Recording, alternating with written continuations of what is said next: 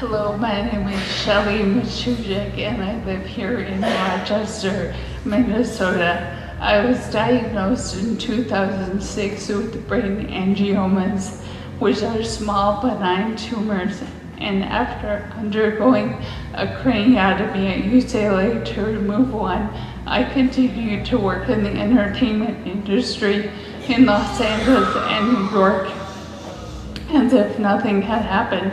When my husband and I were married in 2011, we returned to Minnesota for a slower pace of life. In 2013, I had another brain bleed that caused stroke-like symptoms and required surgery to remove the angioma from my brain stem. I have complete paralysis on my right side, and I've been trying to recover from the acquired brain injury ever since. I've developed tremors in my right leg, arm, eye, vocal cords, and soft palate. I've lost my career, my ability to drive, and close personal relationships. I've had to learn basic skills all over again, this time with my left hand, doing things that my right was used to doing. Once a six-figure income earner, I now live on $1,500 a month Social Security disability insurance, a benefit that I paid into during my 20+ years of working. I'm happy that I can access services through medical assistance for employed persons with disabilities, or MAEPD, a state work incentive, which means that I pay a premium instead of impoverishing myself in order to access services to aid me in everyday life. Services I get through what's known as a caddy waiver.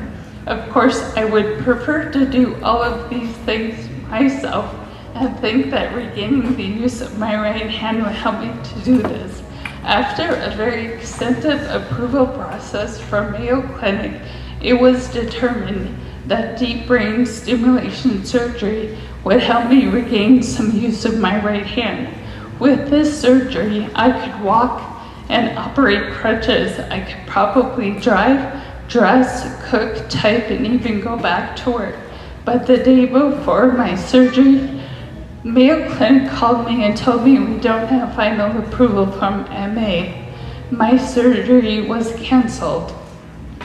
I received a letter the following week that said my surgery was denied because FDA has only approved this for Parkinson's and essential tremor. My intention tremor did not qualify. I have fought in the appeals court for a chance to have this life-changing surgery and have been denied twice. I ask you to make medical assistance more person-centered and not so bureaucratic and complicated. I ask you to consider ways to reform and simplify the complex MA system so it's better able to meet the needs of the people it's supposed to help. It doesn't make sense that MA won't pay to restore function and recovery, but will pay for continued appointments. MA has determined my level of independence, or more accurately, dependence, and leaves me to sit unable to do things for myself with lower self-esteem every day. Thank you for listening and for any help that you can offer to make our medical assistance program more simplified and person-centered.